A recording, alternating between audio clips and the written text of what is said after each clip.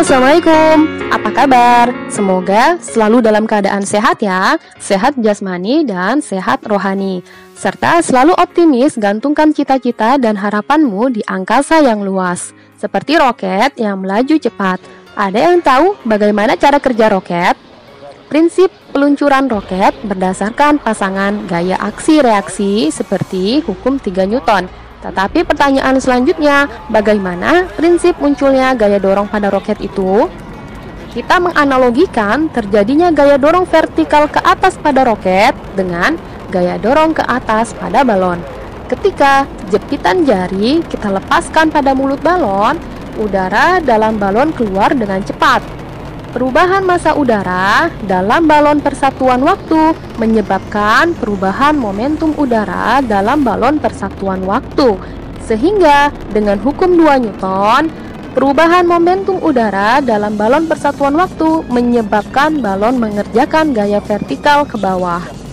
Sesuai hukum 3 Newton, muncul reaksi, yaitu udara dalam balon mengerjakan gaya pada balon dengan besar yang sama tetapi arahnya berlawanan. Gaya vertikal ke atas yang bekerja pada balon inilah yang kita sebut sebagai gaya dorong pada balon, sehingga balon bergerak naik. Perhatikan, gaya aksi-reaksi terjadi antara balon dengan udara dalam balon, bukan antara balon dengan udara sekitar balon. Jadi, seandainya kita melakukan percobaan tersebut dalam ruang vakum atau ruang hampa udara, balon tetap akan bergerak vertikal ke atas. Oleh karena itu, roket dapat bekerja di antariksa, sedang mesin jet tidak dapat, hanya dapat bekerja di atmosfer bumi. Karena jika pada roket bahan pembakar oksigen terdapat dalam tangki roket, sedangkan pada mesin jet oksigen diambil dari udara di sekitarnya. Sudah siap belajar lebih lanjut tentang impuls dan momentum? Kita langsung mulai dengan doa ya.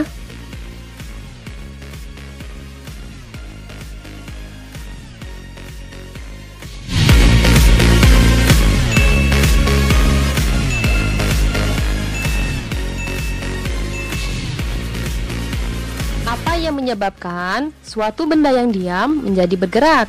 Jawabannya, gaya. Bola yang diam akan bergerak ketika gaya tendangan bekerja pada bola. Gaya tendangan pada bola termasuk gaya kontak yang bekerja hanya dalam waktu yang singkat. Gaya seperti itu disebut gaya impulsif. Jadi, gaya impulsif mengawali suatu percepatan dan menyebabkan bola bergerak cepat dan makin cepat. Hasil kali gaya impulsif rata-rata dan selang waktu singkat disebut impuls dan diberi lambang I. Dengan demikian, secara matematis, impuls dirumuskan sebagai I sama dengan F kali delta T. Contoh, seorang anak menendang sebongkah batu bermassa 1 kg dan bersentuhan selama 0,001 sekon untuk mempercepat batu dari keadaan diam menjadi 10 meter per sekon. Gaya impulsif yang dikerjakan batu pada kaki anak adalah, kita gunakan persamaan F sama dengan delta P per delta T. Perubahan momentum rumusnya M kali delta V. Kita jabarkan lagi menjadi V2 min V1 dibagi delta T. Kita masukkan angka yang diketahui pada soal, maka akan didapatkan hasil 10.000 Newton. Sekarang anak itu menendang bola sepak yang juga bermassa 1 kg dan bersentuhan selama 0,01 sekon. Untuk mempercepat bola dari keadaan diam menjadi 10 meter per sekon, gaya impulsif yang dikerjakan bola pada kaki anak adalah, kita gunakan rumus yang sama dan kita masukkan angka yang diketahui pada soal, maka akan didapatkan hasil 1000 Newton. Dua kasus di atas dengan jelas menunjukkan bahwa rasa sakit bukanlah disebabkan oleh impuls, melainkan oleh gaya impulsif F. Untuk besar impuls yang sama, impuls yang berlangsung dalam waktu kontak yang lebih lama menghasilkan gaya impulsif yang lebih kecil, sehingga tidak menyakitkan kita. Prinsip memperlama selang waktu kontak bekerjanya impuls agar gaya impulsif yang dihasilkan menjadi lebih kecil banyak diaplikasikan dalam peristiwa keseharian. Misalkan airbag pada mobil. dan latihan judo di atas matras, petinju yang menggunakan sarung tangan, helm pengendara motor yang dibeli lapisan lunak, dan seat belt. Dalam fisika, momentum didefinisikan sebagai ukuran kesukaran untuk memberhentikan suatu benda.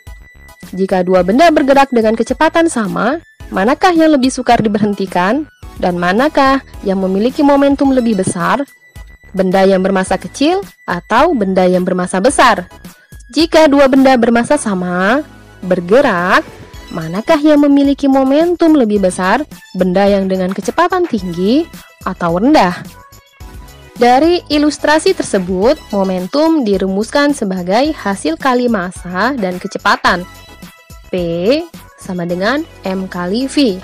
Semakin besar massa dan kecepatan, semakin besar momentumnya. Sekarang kita akan mempelajari hubungan antara impuls dan momentum. Misalkan bola datang dengan kecepatan awal V AW. Setelah bola kita pukul, maka impuls akan bekerja dan kecepatan akhir bola adalah VAK.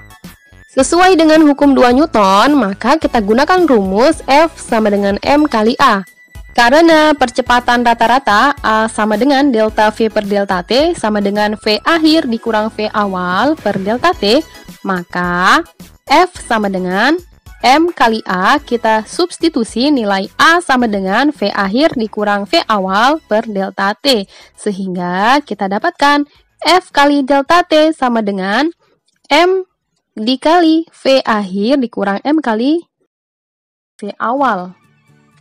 Dengan demikian, persamaan di atas dapat kita tulis sebagai I sama dengan delta P, sama dengan P akhir dikurang P awal. Persamaan di atas dikenal sebagai teorema impuls momentum. Suatu tumbukan selalu melibatkan sedikitnya dua benda. Misalkan benda itu adalah bola biliar A dan bola biliar B. Sesaat sebelum tumbukan, bola A bergerak mendatar ke kanan dengan momentum VA kali MA, dan bola B bergerak mendatar ke kiri dengan momentum MB dikali VB. Selama bola A dan B kontak atau saling bersentuhan, bola B mengerjakan gaya pada bola A. Sebagai reaksi, bola A mengerjakan gaya pada bola B. Kedua gaya ini sama besar, tetapi berlawanan arahnya.